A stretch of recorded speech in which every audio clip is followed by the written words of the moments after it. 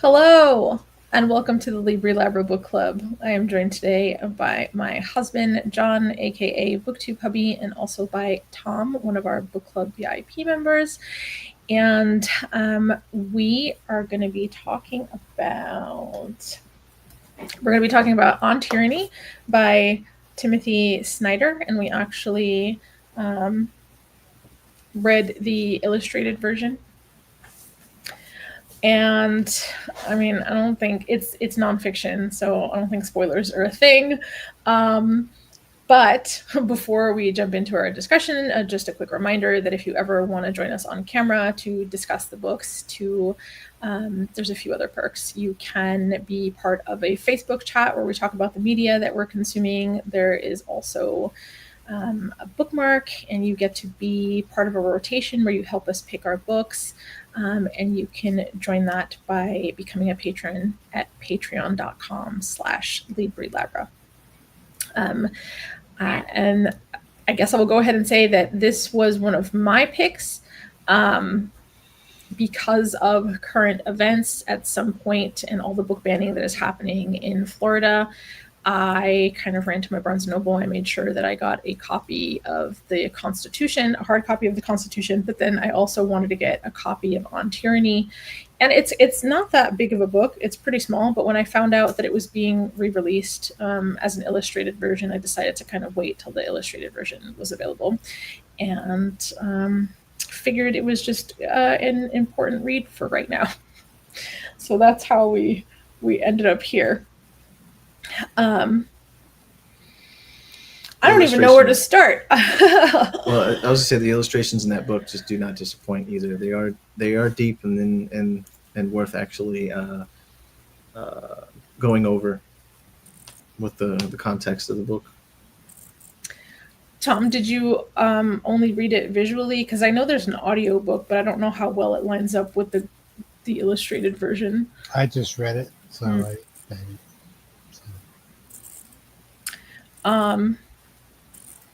Initial thoughts. You told me there was no audio. No, I didn't. It could be for the text. Yeah, it's for the original. I get it. So okay. I don't know how different it would be so because of just, the illustrations, right, but yeah. But I'm curious because I don't know. It had a lot of like very current stuff in it, so I'm wondering if that was recently added. Oh, interesting. If the reprint actually added Right. stuff to it, Right. because I know the original was 17, right? 2017. Was that not accurate? I mean, unless It's still everything kinda that was close. mentioned was In the 30s and 40s. was part of the first Trump presidency, because I know. Correct. Okay, it was redone in 21. Okay. Illustrations copywritten in 21.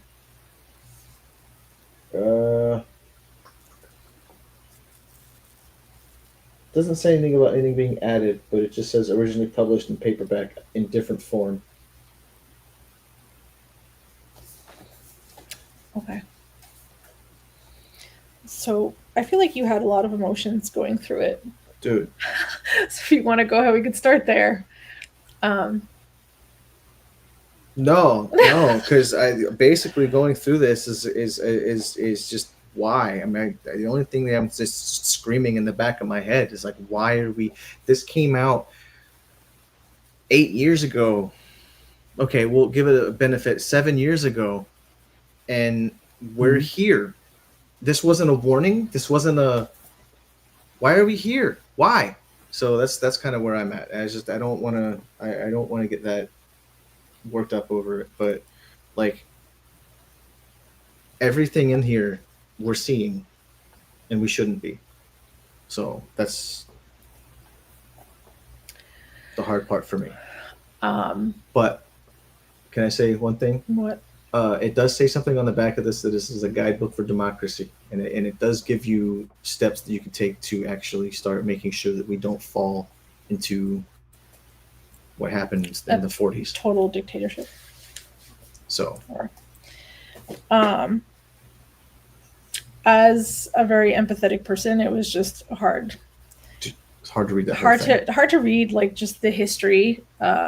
of a lot of things and how it's still going on and what we're seeing. But also even like some of the studies that he was talking about, like I don't know the name of the particular study or who ran it, but it was just talking about some study where they asked people to shock others and just how willing they were to do that. So it was difficult to read. I mean, did you find any of it to be hopeful, or was it just? I mean, a little. Outside of it, basically just told me how much work we have ahead of us that really, as humans, that we haven't been doing, even though that we've seen this happen already. Tom, any just like initial thoughts before we, I guess, dive into maybe some of the stuff? I was totally unfamiliar with the author and the work, so before you picked it. So I mean, that's about the extent of. Had you read the earlier version? Oh, okay. Like I said, I was unfamiliar until you picked it. So unfamiliar. Okay. Unfamiliar. Yeah. What other works does he have? On Freedom is one of them. Oh, okay. Was that before or after he wrote this one? That I don't know. But it's a much larger book. At least it's in the graphic novel version. I don't know how long the prose version of this book is. So. How is he described, as a historian or like as historian, I believe. Okay. At Yale? Question mark. I think that's that's one of those prestigious schools. But yeah, he has left the country, so he's now in Canada. I think that says a lot. That says a ton. That says a ton. And I don't like it.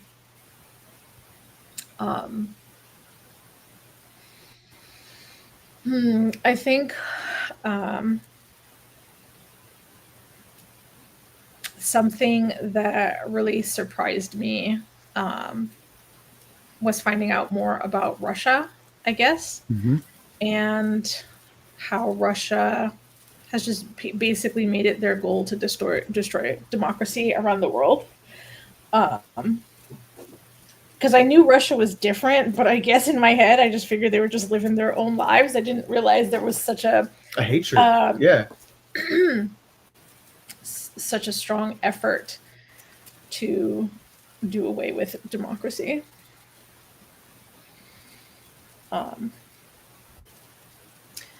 But I guess we can kind of go through some of the. Can I have them? Oh, I didn't notice what you were. Go through some of the steps. What are they calling them? Lessons. Yeah. 20 lessons from 20th century. So the first one is don't obey in advance. And it's just basically talking about how a lot of times government will do something, that goes against the existing laws of the current democracy, and that a lot of times people with their anxiety and their fear end up predicting steps in the future, and so they start functioning as if those things have already happened, even though they haven't yet. Right. That makes sense. And so step one for us is to not obey in advance. And I feel like this is like a discussion that John and I have been having a lot lately, just in regards of like, why is no one saying no? Why is no one saying, I will not? I'm not comfortable with that. Yeah. Like what happened to integrity? How is it such few people have integrity at this point? And like the other thought that was kind of crossing my mind was like, are neurotypical people less likely to go against authority? While neurodivergent people are like more comfortable living outside of the box or coloring outside of the lines, or however you want to explain it. Right. Because I know many of us grew up just with being drilled into our head. You go to school, you get an education, you get a good job, you work for the rest of your life, and that's you know, if you're lucky, you get married, you get a house, and that's it, right? That was like, but now just seeing, I don't know. I don't even know what I want to say. Say I some don't know. stuff. This generation is hard because they've made it harder for us to find houses. They made it harder for us to afford things. So I don't know. I just let's focus more on what the book has to say about, because what does it say? Who said something about you have a better chance of fitting a camel through an eye of a needle than a rich man getting through the Jesus. gates of God? There was Jesus. There you go. So how do we start getting rid of the rich people? I can't. I don't know. That seems too hard. The other thing I really don't understand is, like, is greed not one of the 7 deadly sins? And avarice, if you how is this not that? Like how? And they're all Christian.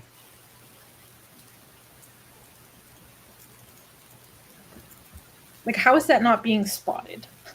Like, or spoken about? Like,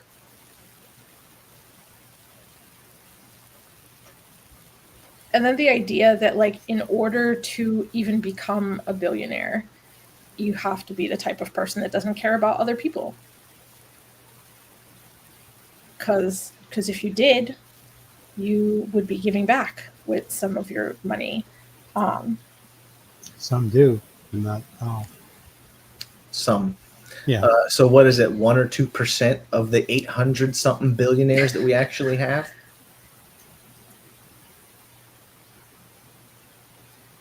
Even if you did the math on that, you're lucky to get, what, 16 of them that give back? Yep.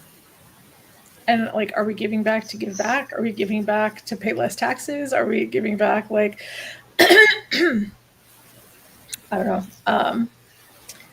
I watched an interview with Simon Sinek and Trevor Noah, where they were talking about how the capitalism that exists today is different than the capitalism that we used to have. I don't know what decade they were referring to, but, like, at some point capitalism was like, I'm going to be the best baker so that I can provide my customers the best bread, and that will mean that they will come to me because I'm making the best product.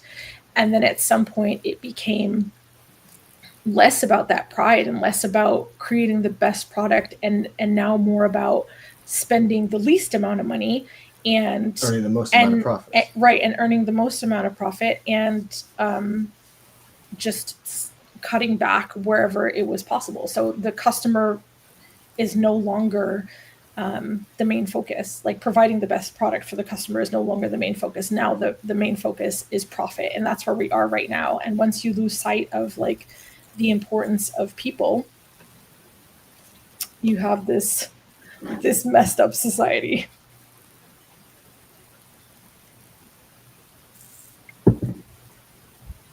Milton? I think that was one of the names of the economists.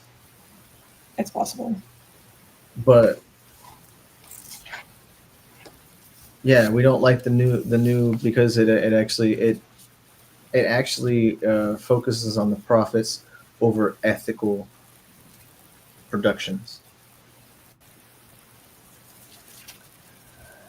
The second lesson is defend institutions, because institutions can't defend themselves.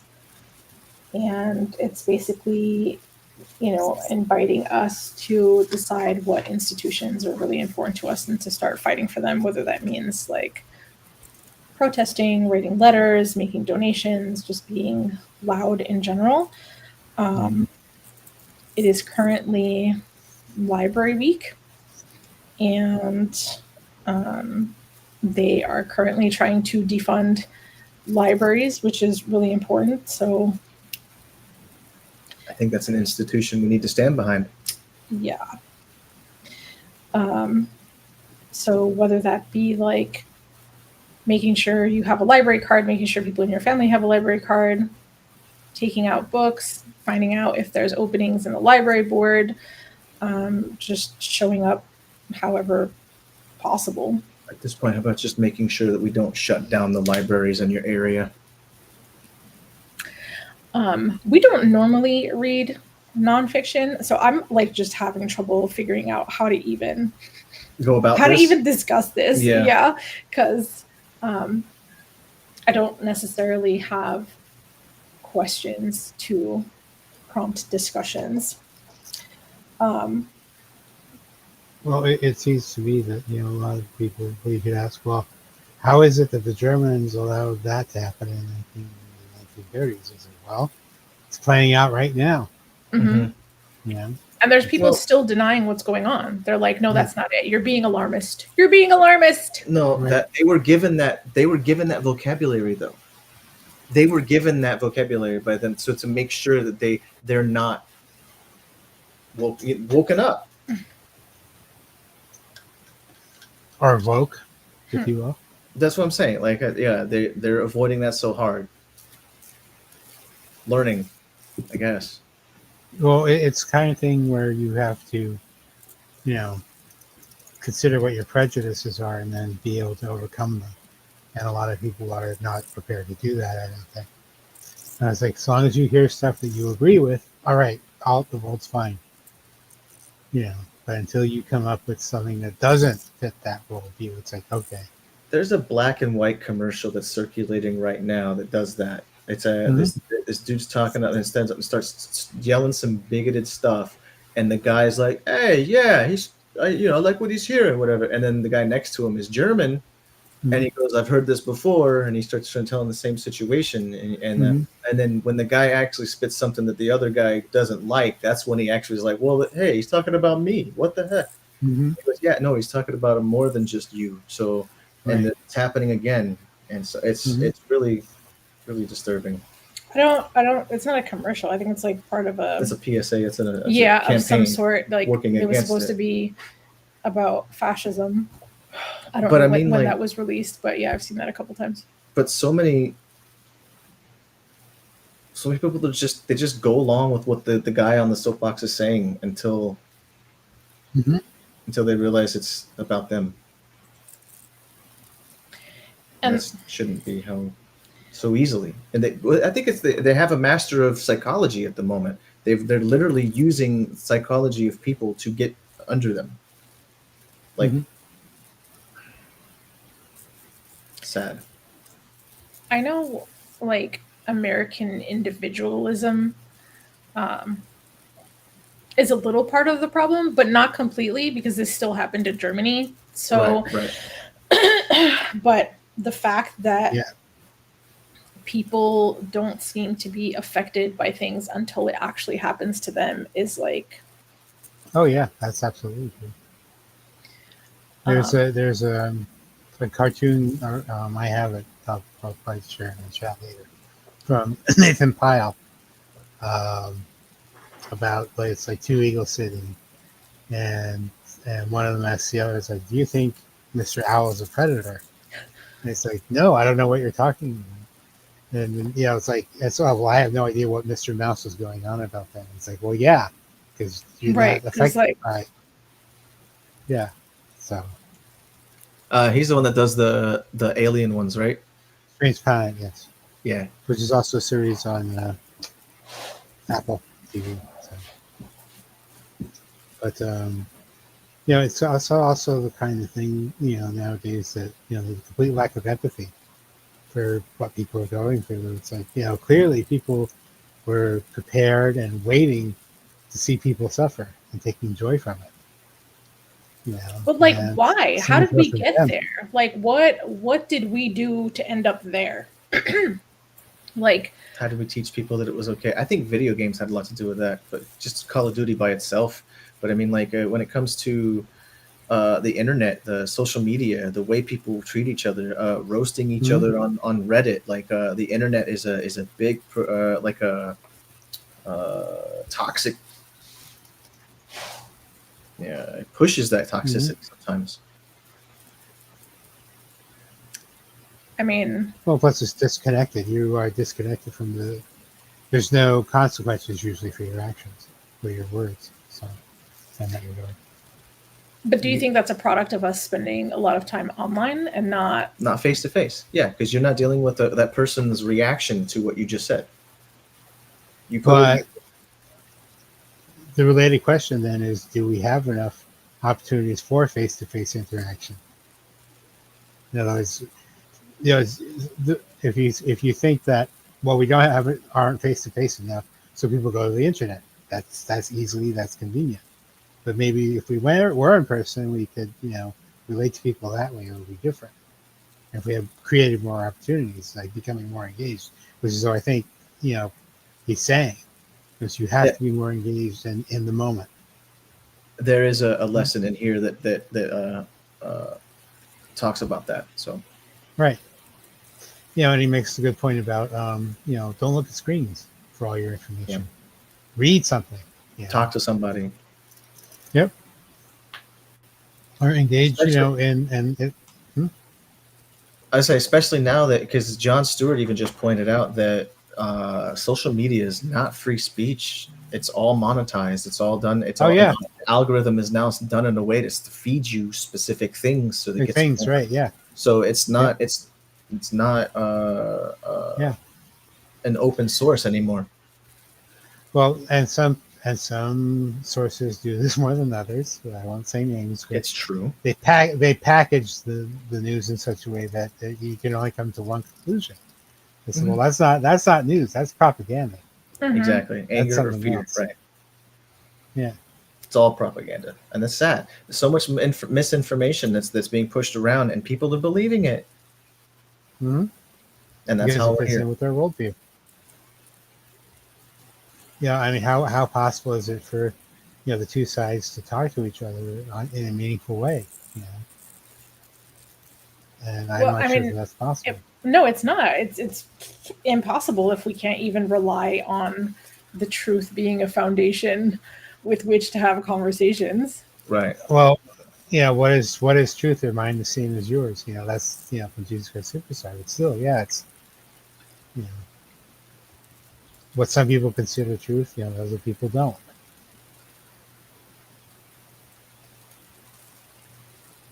Yeah, but there's still facts that are being just no, they're not. Dismissed. No, they're not. Case in point, vaccines. You'd think that something with a clear scientific basis, we have the data, and yet we have people who say, no, I'm not going to vaccinate my kids. Because they have the wrong information. Yeah.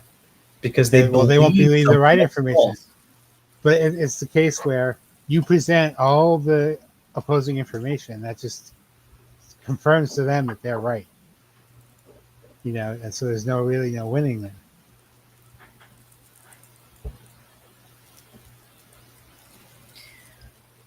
To go back to Simon Sinek for a moment, only because it's something that I teach every month to my students, where he's just talking about in order to change minds, you have to start with why and pathos and the emotion, because that is where people make decisions from, is that emotional gut feeling. It's not from any logic or reason or right.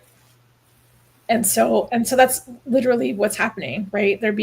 People are being spoken to in a way that's super emotional, and they're going off of those emotions. It doesn't matter. The facts don't matter. The truth doesn't matter. Right. Logic doesn't matter. So, and that to me is super frightening. Mm-hmm. Well, there's no common ground. That's to me, that's the problem.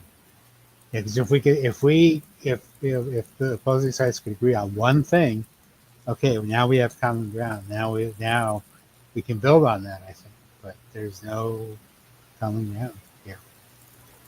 It's like, well, how can we work with you? You're this, and well, how can we work with you? You're this, and it's like, well, yeah.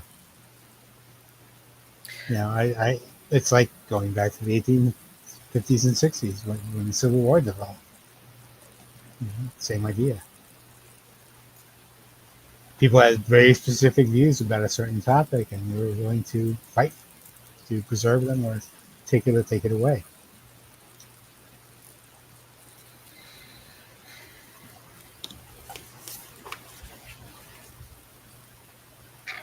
Has anybody in the past ever? It has to be. There has to have been somebody to be like, "Hey, beware the two-party system too." For this reason, I know the one-party system is always going to fail, but I Right. mean, like, and Well, we have this bipartisan yes, but going back and forth constantly. What was it? Canada? There was another country that actually they have like 3, 4, 5, 6, 7 all over Europe, I think. Yeah, so they and we're really just pushing the independent party out of the way to make sure we Right. keep with the two parties that we don't need anymore. The Democratic ones is the better one of the two, but they still keep going back and forth and doing In the your same opinion, thing. but yes. So they're not working together on anything. Yeah. Oh, yeah. Yeah. Because there's such an ideological divide. And like I said, there's no common ground. So with that, the next lesson is beware the one-party state. And that's what one of the lessons is. And so, well, how do you get to the one-party state? Well, we're looking at it right now. Start with voting restrictions so that you can balance the playing field toward you just enough to have, it's free elections, but you always win. And it's to the point now where at least one of the sides will not accept the loss. Right. Because if they lose, then it must be rigged. So what's going to happen after this term? Who knows? Yeah, I guess we're about to find out. I mean, my brother is like 20 something, my son is 20 something, and like, they're functioning as if this is normal, right? Because this is what's happening. It's kind of like all they know. And that's what they know. I feel like, right. And I feel like I just have to keep saying, like, this is not normal. This is not normal. Like, nothing about this is normal. The pandemic we just experienced wasn't like a normal everyday thing. Like, we are in just the craziest of times. Every day I feel like John and I are like, how did we end up here? What planet are we on? Like, this is like the Twilight Zone. Which apocalypse is going to hit us first, Tom? Is it a drought? Is it the aliens? Is it war? Spin the wheel. Is it dinosaurs? Because we just brought back dire wolves. Like, what's going to happen? I feel like we're doing all at once. We're just like, hey, let's just rush. Let's just roulette the whole thing and see which one pops up. Yeah, that's what I said. Yeah, put it on a wheel and spin it and see what you get. Jesus. Where are you?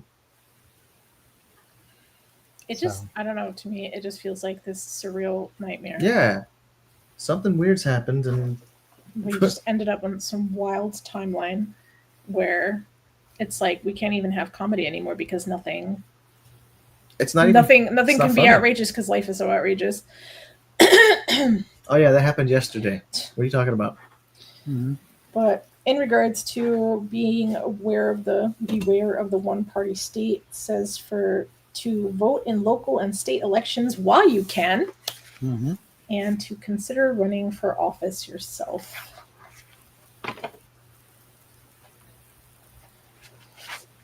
Be the change you wish to see in the world. Then. Yeah.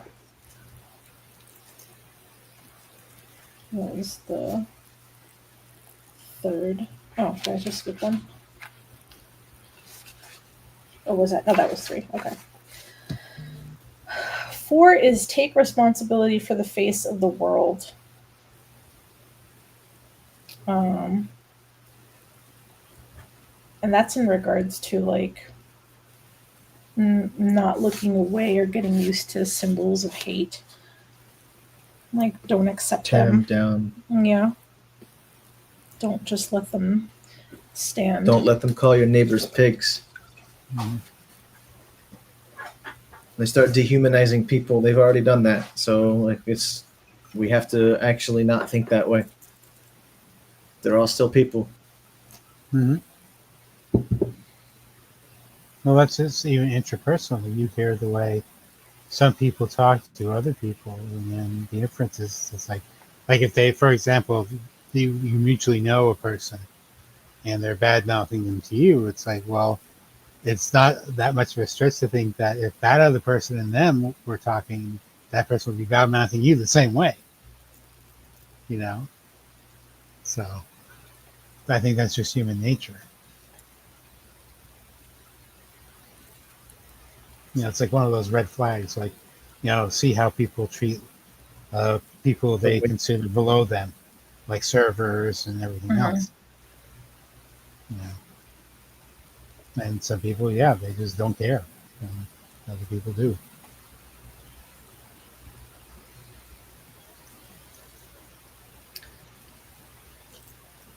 And then some people find a thrill in that, or Yeah, I don't know if it was a staged or not, but I saw someone. I don't have TikTok, so I get it through other sources. But of a young woman who was like, "I don't care if you get deported because you're subhuman and that sort of thing." She was summarily fired, you know. But thank God. But you know, it's like, why? I don't understand. So, or the other one was, you know, the Nazi salute. You know, and somebody, I think this was on X. Somebody posted, "Well, if you're so proud of it, take a right, picture of me doing it right, yeah. and send it to your employer." Hmm. And they did. Oh my And god. yeah, and they, of course, they were summarily fired.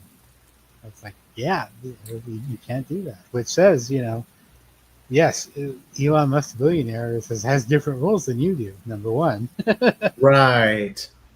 you know. So this is really, I don't know. This is really like a haves and haves nots kind of thing rather than anything else, in my opinion. But, you know, but yeah, you just can't do that, and we shouldn't allow it to be normalized that you could. There was a number of priests and comedians that also did it, trying to play it off and make jokes, and they didn't make it that far either. Mm-hmm. It's not funny. It's No, not okay. And that nobody thought it was a cool thing. I mean, I get the desire to be edgy, but that is such a minefield. You know, I can't, again, like you said, I can't see how that would be funny. Unless it was, I don't know, maybe. Huge asterisk, maybe. Like if it was a Jewish comedian talking about their own experiences, you know. But even then, you know, it's like, yeah, what do you even say to that? I don't. I think, and then the fact that they're like trying to gaslight us into being like, that's not what it meant. That's not why you did Right. Right. it. Yes, words mean something. You know, we can't just twist them around. Words, gestures, Yeah. everything. Like the Beverly Hillbillies just walking in and giving everybody the finger because that's the first thing they saw. They thought that was how everybody waved at them. Yep. um, so lesson 5 is to remember professional ethics. And it says, when political leaders set a negative example, professional commitments to just practice become more important. It is hard to subvert a rule of law state without lawyers or to hold show trials without judges. Authoritarians need obedient civil servants, and concentration camp directors seek businessmen interested in cheap labor. Mm-hmm. So I guess this is something else that John and I were talking about, which is just like, obviously you want to have the people who have enough integrity to be like, no, I'm not going along with this. But when they resign or Yep. they subsequently get fired, Yep. Mm-hmm. It's then just replaced with loyalists. they're going to just get replaced with loyalists. So, like, unless there's enough people to say, no, I'm not going to do this, I don't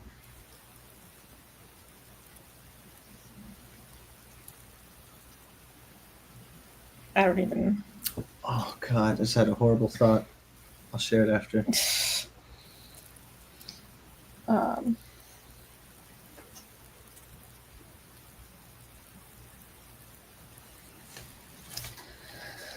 oh, I don't know what more to say on that. I mean, I know there have been people that have just been like, nope, not going to do it.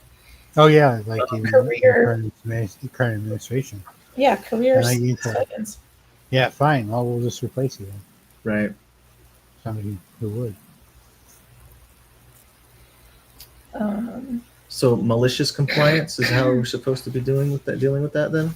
Is to go along with it, but sabotage it along the way? I mean, I know there's people doing that too.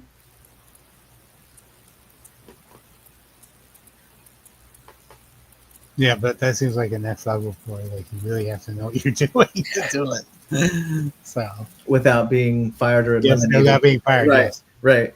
but I'm only doing what you told me to do. You know, but it's clearly against the spirit of the law. So. Lesson 6 is be wary of paramilitaries. Mm-hmm. When the men with guns who have always claimed to be against the system start wearing uniforms and marching with torches and pictures of a leader, the end is nigh. When the pro-leader paramilitary and the official police and military intermingle, the end has come. Yeah. It means they have a force. Or when the Whatever current they're leader, told. or when the current leader needs a military parade on his birthday. That didn't And that soldiers. never happened during his first administration, No. right? He tried it, but it didn't happen. So we're gonna see what happens in this.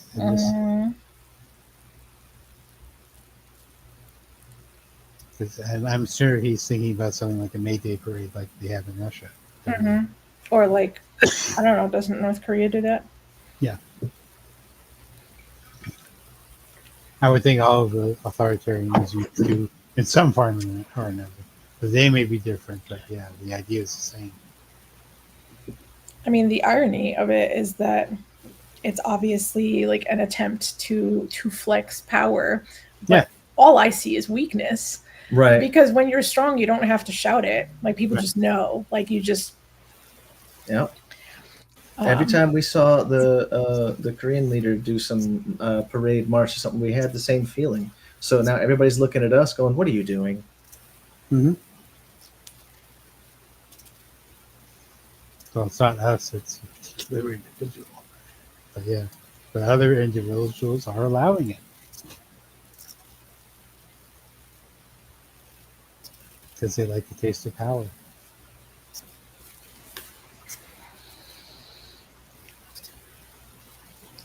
Well, this isn't a 9-volt battery. I hope it zaps the shit out of him. Now we'll see. But this is Excuse my language. This is exactly the leader that George Washington was hoping to avoid. Right. Number 7 is be reflective if you must be armed.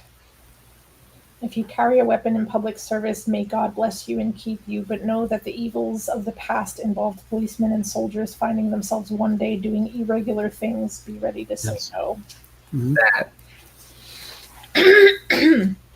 I haven't had a chance to get it from the library because I'm sure everybody's reading it right now. But I have wanted to reread Man's Search for Meaning. Because I know I read that a long time ago, and I just remember. Probably have a lot of relevance right now. Yeah, because he explains a lot about like the Nazi soldiers and the ones who like, you know, were reluctant but still were following orders, and the ones who were just like eager to do the things that they were told, and talking about them and their humanity and the differences between them and why people behaved the way they behaved, but.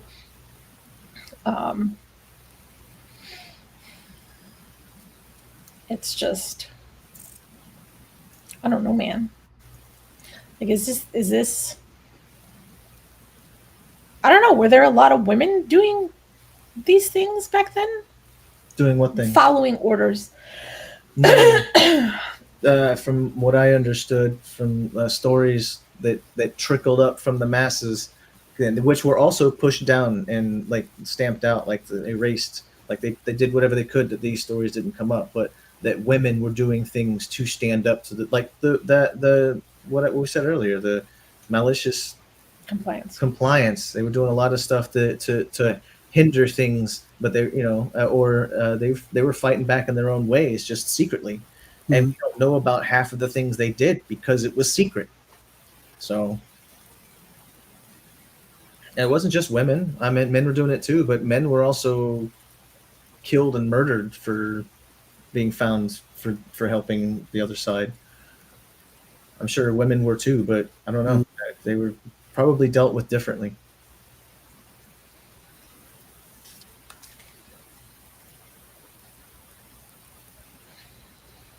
Number 8 is stand out. Someone has to. It's easy to follow along. It can feel strange to do or say something different, but without that unease, there's no freedom. Remember Rosa Parks. The moment you set an example, the spell of the status quo is broken and others will follow. See, there's an inherent fear there that others will not, and then just let you go down. So you have to do it in a way that you know that the other people will actually follow you and stand up. And unfortunately, I think it's a matter of power. It's a numbers game. If there's more of there will always be more of us, but we have to stand up all at once, not a little by little. Yeah, no, but somebody has to set the example. Like, Right. I mean, like, you know, even in there was a video that a colleague used to share in class, and it was about the concept of the lone nut and how it takes that first person to be willing to stand out and to feel crazy and to, you know, do whatever they're going to do. But it only takes one that's like, it only takes one. And the minute there's one, yeah, then there will be two. And once there's two, then like a bunch of other people join. And I mean, I definitely feel like we have a bunch of those. I mean, even within government themselves, you know, Bernie Sanders and AOC right now are going around with their Fight the Oligarchy tour. So,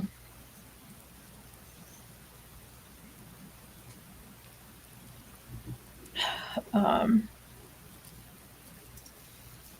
think it's hard to get a good grasp of where things stand when the algorithms and the media are not reporting on things the way they should because they've been kind of taken over or defunded or whatever the case is, or their access has been restricted.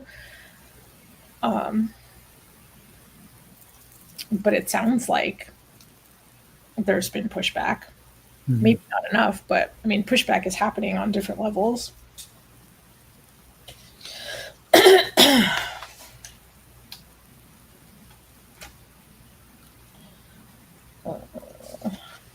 Number 9, be kind to our language.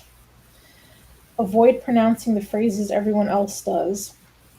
Think of your own way of speaking, even if only to convey the thing you think everyone is saying. Make an effort to separate yourself from the internet. Read books. Yeah, it's telling you don't parrot people. Don't parrot the things that you keep reading and seeing. Look into it. Read. Assume that assume that they're true. Do a little more research. Stop parroting. It's, I mean, they've been doing it for years. Just weaponizing language. But I know at some point, like somebody on my Facebook friends or on my feed or whatever had been talking about feminism, and they were using it like it was such a dirty word, and being like, I'm not a feminist, like again, like it was just like a dirty word, a dirty concept. And I was like, what is happening? Like, what happened that someone convinced you that feminism was like a bad thing? And it was so crazy to me. Facebook.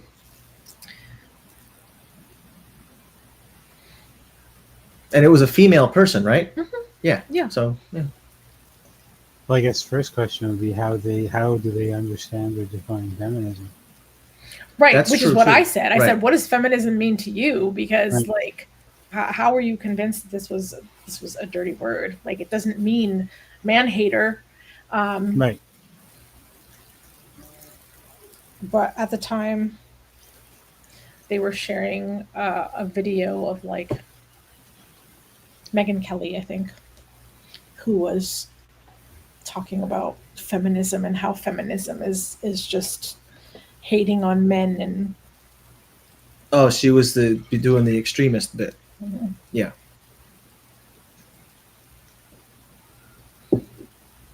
Don't you notice that they're all extremists? It's all like all or nothing, like Mhm. escalated to the point of like really, it's not that bad. What's next?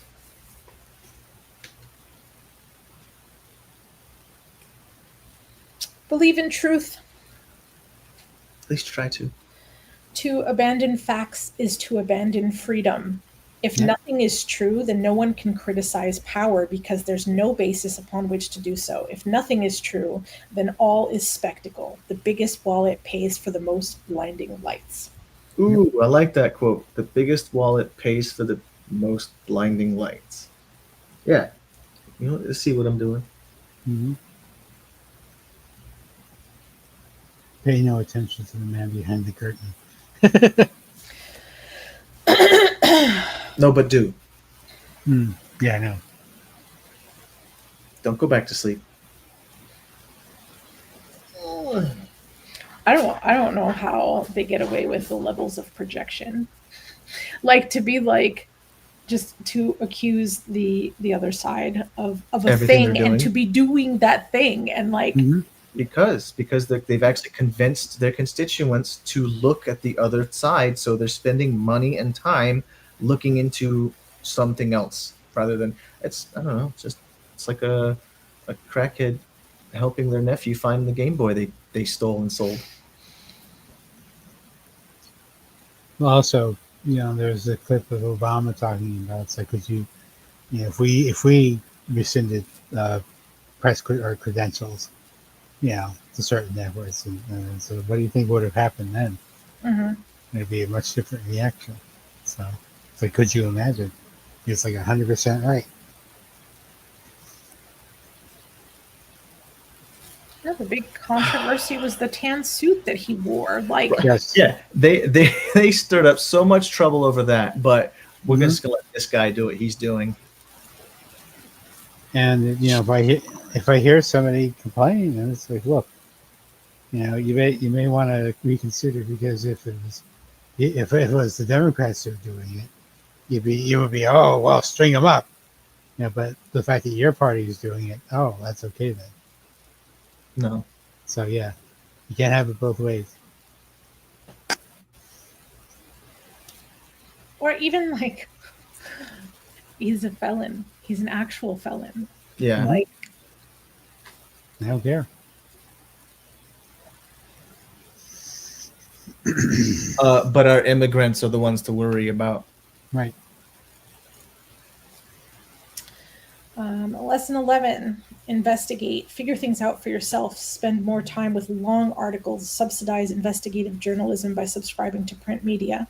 Yep. Realize that some of what is on the internet is there to harm you. Learn about sites that investigate propaganda campaigns, some of which come from abroad. Take responsibility for what you communicate with others. Yep. Oh, the number of bot farms that are other countries just sowing discord. Hmm. Wrong discord, whatever the bad part of that is. Right. False information, really. I mean, Yeah, it's all misinformation. yeah. Every last little bit of it, even if it's something like something that they're having people react to just because they're just replying the most dramatic response Right. and getting them emotional over the wrong idea. So it's insane. It's insane. Hmm. And I get it, it's difficult. They make it so easy to reshare something that you see on the internet. But like after 2016, because I remember just feeling rage like every single day Mhm.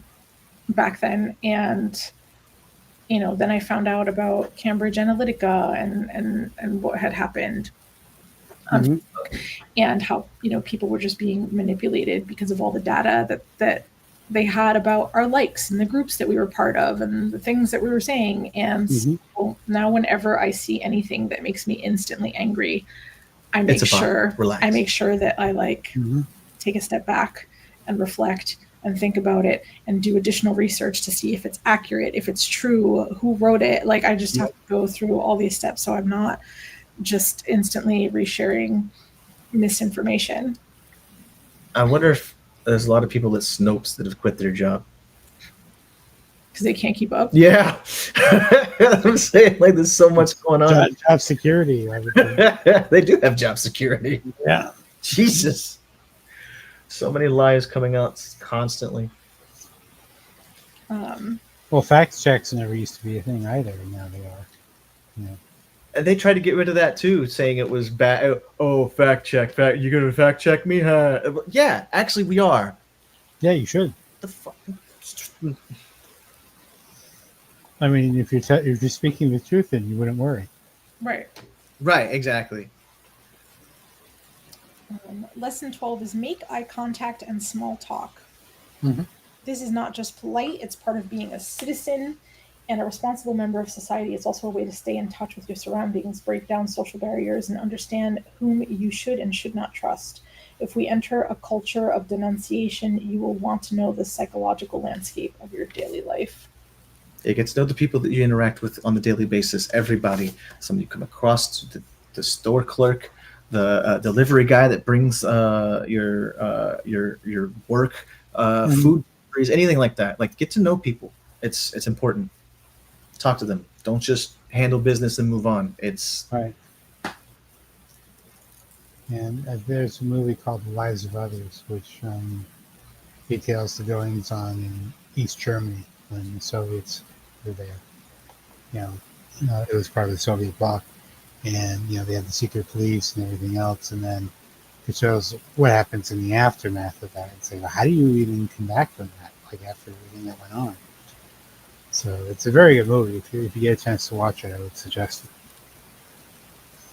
What did you say it was called? The Lives of Others? The Lives of Others, yeah. There was a thread that I saw the other day of a guy who showed up to the protest, and I guess he's also a photographer, but had spent some time in prison, had lots of tattoos. So anyway, he said he showed up to the protest, and because he had a shaved head, people were making judgments about him, and whether he was MAGA, and then he also had a camera, so they were like, what is this guy doing? Like, they just were very untrusting of him. Mm-hmm. But little by little, people started asking him questions, and he was responding, and they were like, we need to see the rest of your tattoos. And he was like, well, I'd have to get naked for that. Like, yeah. He just made some jokes, and then he told them that he had an interest in photography, and again, little by little, just by answering their questions and connecting, eventually they got comfortable with him. It might take a couple minutes, but instead of just being in your head and judging somebody for what they see, what they think they're doing, get to know them a little bit. You might be surprised.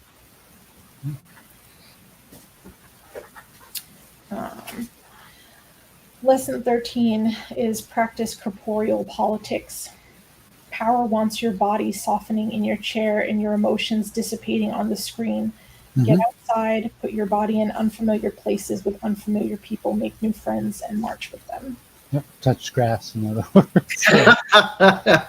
Stop looking at the screen. Yeah. Not right now. Finish this video. Yeah, that's right, yeah. Then you roll around it and do whatever you want. Ground yourself. That's actually a good. It's a good term. A lot of people actually spend a lot of time indoors with their shoes on and not actually touching the planet. There's literal physical feel good representation. Like, something happens to your body when you touch the ground. Do it sometime. Go ahead. I don't know. I don't think I've watched it too many times, but I often think of Josie and the Pussycats. Because in that movie, there was this whole thing of just how TV was kind of hypnotizing people, but also telling them what the new trend was. And so, over and over in the movie, it's this is the new this. This is the new this. And people were just continuing to be tapped into capitalism and believing they had to buy the newest, best thing. And just being hypnotized by screens. Mm-hmm. I want to rewatch that. Yeah, I mean, all the things that we're experiencing, we have media warning us of, but we didn't slow down. You know, just, you know.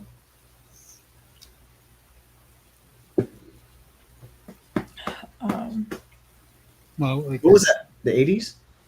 No. 90s? Yeah, probably so. Because it's preferable for authoritarians to have passive consumers of information, or passive anything. You know, and then that's how we do what we're told. Which is why, for the most part, I think, you know, one of the first classes of people that get attacked are the intelligentsia, for lack of a better word. And, oh, look, he's going after colleges now. Well, surprise, surprise. And libraries, and they're, you know. So, and he said himself that he prefers uneducated people. Yeah, because they listen. Yeah. Well, they don't question. They don't question anything. Right. They're obedient.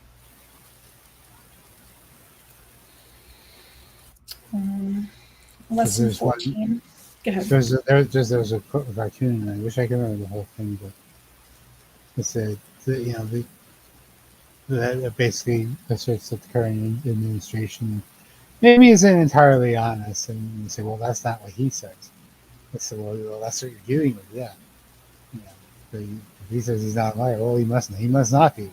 Right. Yeah. I saw a video at some point that was saying that, you know, one of the issues is that people are mistaking authenticity for honesty. And that, you know, Trump may be authentically himself, but that doesn't necessarily mean that he's honest. It could be his authentic self is dishonest. Yeah. Right, exactly. That's exactly what we're seeing. Yeah. But they're accepting it as honesty, not. Mm-hmm. Or there was again, I heard this on Late Week. I'm telling you, one of the comedians said it's like, you know, these people think that, you know, billionaires would care about the price of eggs.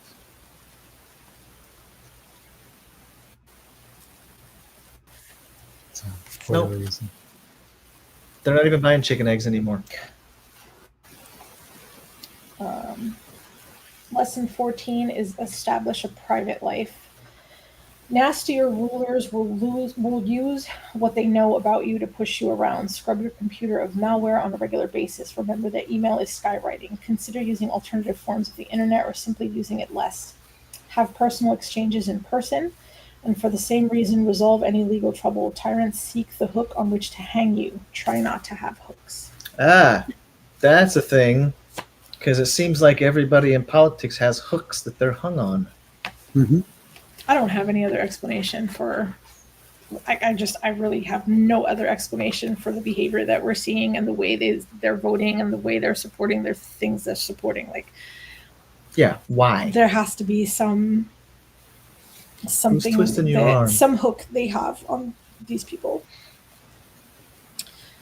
Well, they could be willing participants too. You know, that's not necessarily a coercive thing. It's like, oh, we like power, you know, and therefore we'll do anything we can to keep it. How much people like in power love using it for duress. So it's like, especially if they think they're going to get away with everything, like they'll use whatever they can.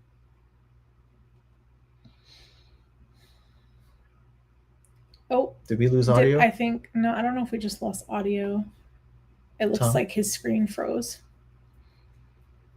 So it might have dropped. Hopefully. I give him some time to come back. Yeah. Oh, there he is. Oh, there you are. Yeah. You froze for a second there. Yeah, but it's kind of thing where, you know, only I can protect you from this awful thing. And it's like, well, no, you're creating the panic yourself, and then saying, "Oh, I have the cure right here." Yeah. Was the Pet, that song with counting bodies like sheep to the rhythm of the war drum. It says so much into that. Like, you know, don't worry about what we're doing over here. Go back to sleep. We got this hand. We'll take care of it. But then again, We'll be the savior, but we caused it. there was a thing. It was Vance. I can't remember when it was from, but it's the kind of thing where we have two goals. We have to, deport immigrants, illegal immigrants, and build houses. And it's like, well, okay, who's going to tell them? Because if you do that, well, if you're going to deport the immigrants, you're not going to build as many houses because that's who does it. Yeah, and I saw in your great state of Florida that we're going to have child labor to replace the. Oh my God, I And cannot. it's like, how is that right? Not. Yeah. But that's what they did back then too, though. They put kids in warehouses because they were shipping all the men to war. Mm-hmm. Even before that. Dude, this is ridiculous. I mean, I feel like young people don't want to be a part of this. They don't want to be. I mean, that's the vibe I'm getting from them, and it's Good not like choice of words. I know all young people or anything, but they want to disconnect. They want to live off the grid. They don't want to participate in the society. So even if they did put those child labor laws in place, I don't know how many teenagers are gonna just the ones wanting money. Mm-hmm. Wanting or needing. But well, again, that's the thing, though, because if they've got us to the point that we're all crowding in houses and can't pay rent, then we have to go get that money. Mm-hmm.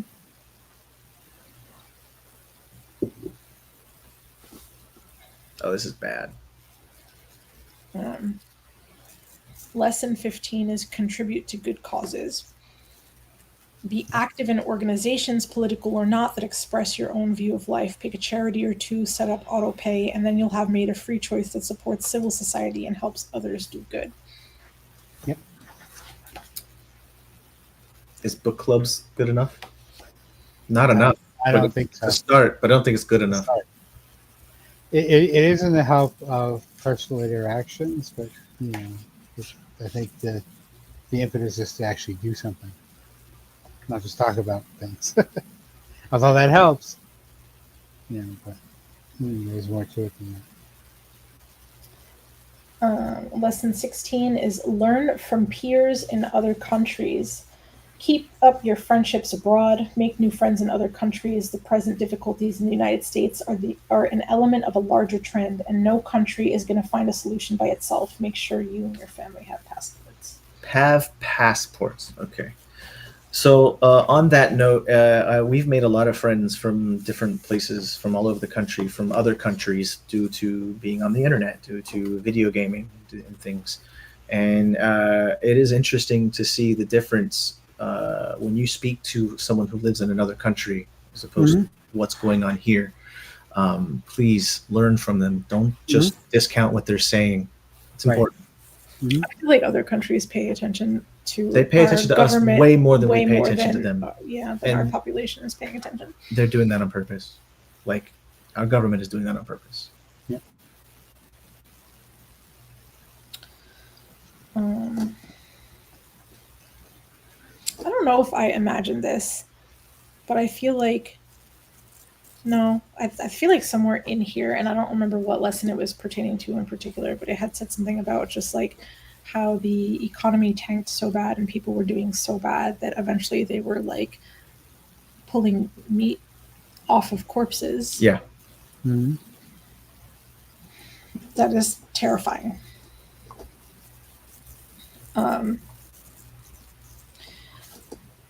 Lesson 17 is listen for dangerous words. Be alert to the use of words, extremism and terrorism. Be alive to the fatal notions of emergency and exception. Be angry about the treacherous use of patriotic vocabulary. Mm-hmm. Wait. Highlight that last line real quick. Be angry about the treacherous use of patriotic vocabulary. Mm-hmm. Don't just follow patriotic vocabulary because you're a patriot. Learn what they're saying, and sometimes it's not okay. It's not okay. Because what we're seeing right now isn't an American ideal. Some think it is. That's the problem. It's not. It's really I know. not. I It know never that. has been. It never will be. It shouldn't be. Well,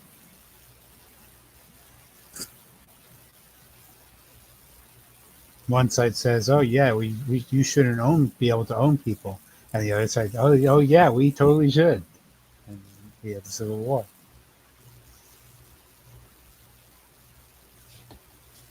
Uh, Lesson 18 is be calm when the unthinkable arrives. Modern tyranny is terror management. When the terrorist attack comes, remember that authoritarians exploit such events in order to consolidate power, the sudden disaster that requires the end of checks and balances, Yep. the dissolution of opposition parties, the suspension of freedom of expression, the right to a fair trial, and so on, is the oldest trick in the Hitlerian book. Do not fall for it. So is that the epitome of gaslighting? Be calm when the unthinkable arrives. When something happens, don't overexpress yourself and stand out to the point where they just do something with you. Is that what this is? No, I feel like right now, just headline after headline after headline, it's just Oh, to yeah, keep don't us lose in a yourself. state of, Yeah. of terror and fear. And so, as long as we're locked in that terror and fear, we're not taking action. We're not speaking up. We're not showing up. We're not fighting Okay. back. So don't stay in the state of fear. And related to that is, don't participate in the notion of, oh, this is an exceptional thing. It's like, well, no, maybe it's not. And you don't get to have special powers because of it. Right.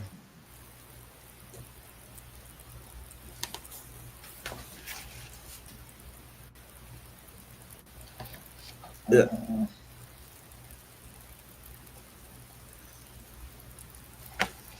19. Be a patriot. Set a good example of what America means for the generations to come. They will need it.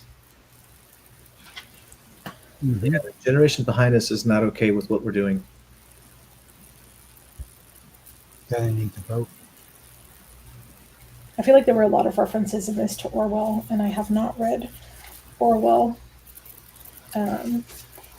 84? I have. 84? Well, I haven't read 1984. I haven't read Animal Farm. I haven't read any of those things. So You should. If this rang alarm bells, you really should. Yeah. Maybe we should have read it before this. I think but we tried. Yeah, I we remember did. starting 1984, but I didn't finish it. That and Brave New World by Aldous Huxley. I did hear about that. Because the way I heard it put, it was somewhere on the internet, is that Orwell posited that the things that we hate will kill us, and Huxley posited the things that we love will kill us. So they're kind of flip sides of the same coin. Interesting. Yeah.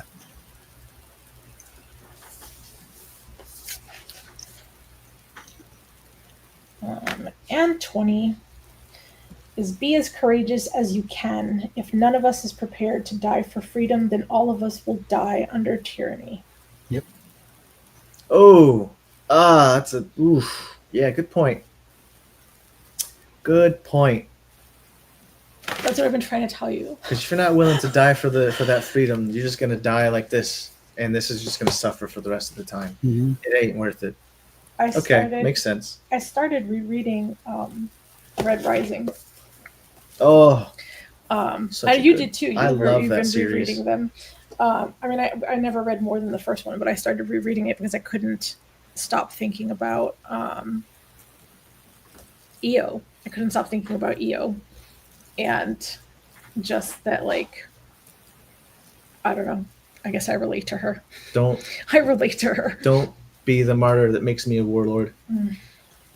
I can't say anything because I read the first 3 books so far. So. Oh, dude, I love that series so much, and I think he does a great job with that character, and it has a great arc over the idea of coming from nothing, becoming something, standing in the place of all the people that you used to hate because you're in that place now, becoming that person that you hated so much. Like, there's so much, like, such a good. But you can see, how far have you read into the series, John? I have 1 book left. Okay. Well, I'm guessing, and this is the thing, that he becomes 2 books? 1 book. he becomes the things that he hates. I'm sorry, I didn't mean to. No, I'm just saying. Spots. He like I know that the title of the last book is Red God, so I'm assuming he becomes the dictator at that point. I have no idea. Now I'm curious. Now I I have to go hope finish that's it. not the case. Yeah, But that would Yeah. be really, really good if it was. yeah. But again, Only I can save you. And it's like, yeah, that's and how then it you end starts. up, yeah, no, Yeah. that sucks. Game of Thrones, for example, same idea. Yeah. That's how we got to Daenerys, and people didn't like that. And well, it can happen. Only I can fix this. If you got enough charisma. Oh crap. And it's like, yeah, it's the kind of thing where you steadily move that line. It's like, okay, we'll do this, and okay, yeah, that's okay. And then you get to another point. It's like, which is more ethically questionable. And then it's like, okay, is that okay? Should we be doing this? And then again, that line gets pushed further and further out to the point where, oh no, this is wrong. At what point do you say, Right. I object? And that's the point that actually one of the things that this book actually points to a lot too is that Yeah. don't let them slowly push you to do what Right. they want, Mm-hmm. because that's exactly what they're doing, Mm-hmm. little by little. Yep. So.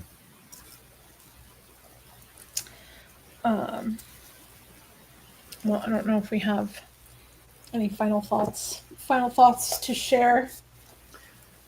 I think I appreciated reading the graphic novel version because I think it somehow broke up the text in a way that made it more palatable, like more readable. I think. I like that. That's a good point. I also wanted to point out that if you actually delve into some of those pictures, that there are choices in those illustrations that would they are very highly detailed to the point to where you wouldn't. Most people probably don't understand that there's 16 things happening in the single image. Oh yeah, yeah. So the illustrator is doing a great job Yeah. with the subtle hints and the metaphors, the poetry behind their images. Sure. Mm-hmm.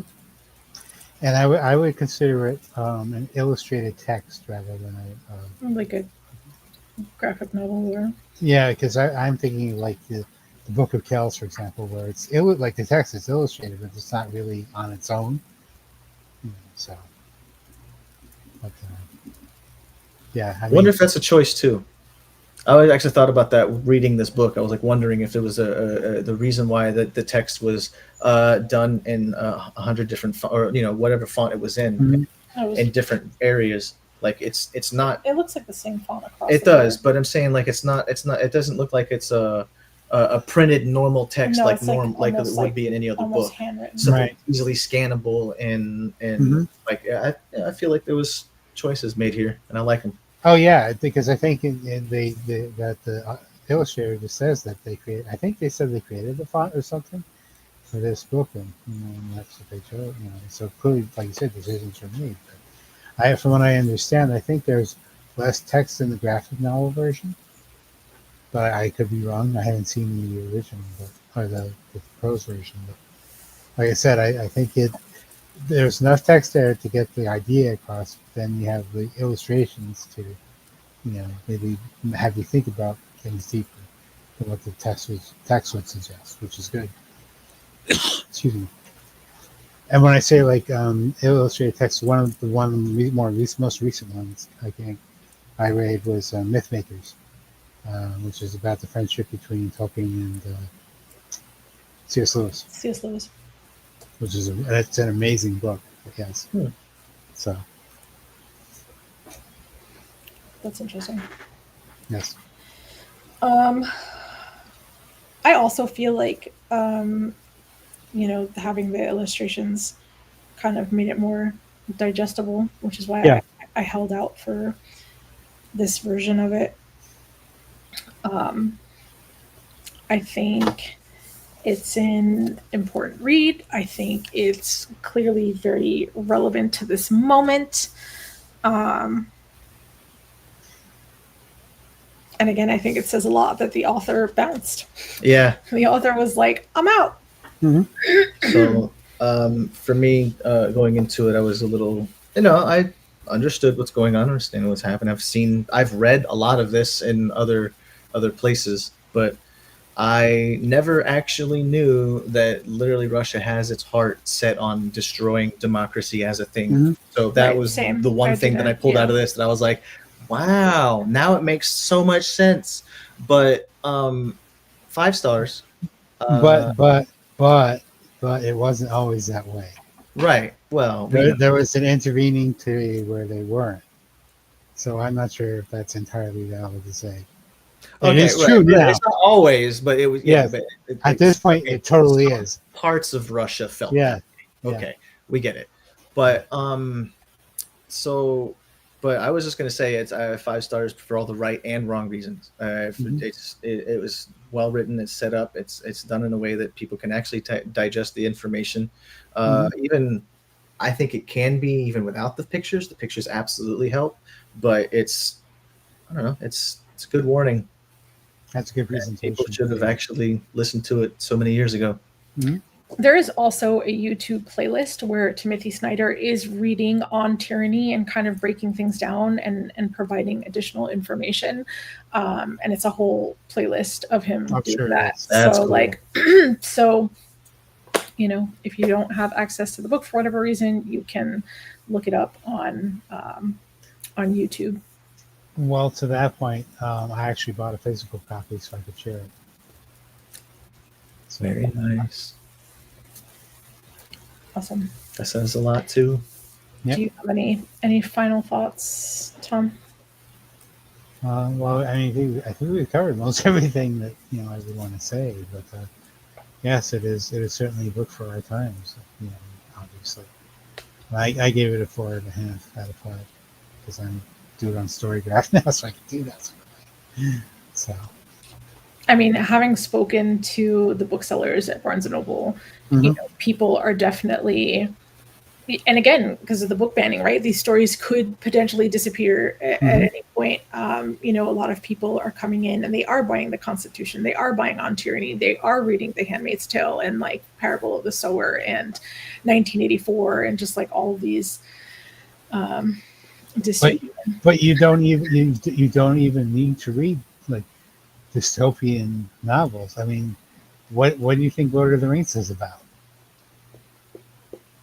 Dude, I mean, there's politics and everything. I mean, like Harry Star Potter, Wars. it was mentioned in here too about like tyranny and But consider, oh, the West is this nice natural farm country, whereas in the East we have this industrialized power, you know, and well, there's other things, but if you know how the way the book ends, I think it goes a long way to say, something about the political aspects of the time as well. So I won't spoil it for anybody who's watching. well, I mean, art reflects life, right? And a lot of these authors have often said that they write about things that have already happened. Mhm. So, And art is a mirror as well. It's what you get out of a piece of art is what you put into it, really. Like what you bring to it, really. So, I anyway. mean, not only that, but like artists are really important during dark times, Mm-hmm. right? Because the feelers are the people, I think, that start to see and notice things first and have to find a way to deal with all those heavy emotions. Mm-hmm. But again, yep, definitely read this if you haven't. Your rating, Um, guys. oh, I gave it 5 stars. Okay. I really liked the illustrations, and I thought the information was very informative, but also valuable, and Mm-hmm. provides action items for people who don't know what to do during these times. The book that we are reading, what is it? It's April's book. Yes. Is A Blast from the Past, Deviant by Jay Kristoff. The sequel to Oh Lifelike. man, well, it's been a while since we touched Lifelike. I might have to hit Yes. that first. Yeah, He did. No, he gives a He list gives of it- characters and and a like pretty Oh, good recap. Yeah. okay, good. Thanks, So Jay. I actually reread it, but and then I got looked at you. It's like, well, damn it! I didn't have to do that. It was just, Oh, well, all right. Yeah, Thanks, thanks, Tom. Yeah. so Uh, Yes. I consider unfinished business, so that's what it means when we not Makes cross sense. it. So Yeah, I think there's a couple of series that we had started in book club and not quite closed out yet, and that was one of them. So that is what we're going to be reading for April. If you made it this far, thank you. And we shall see you next month, maybe. hopefully. All right, everyone. Have a great night. Bye, guys. bye. Bye.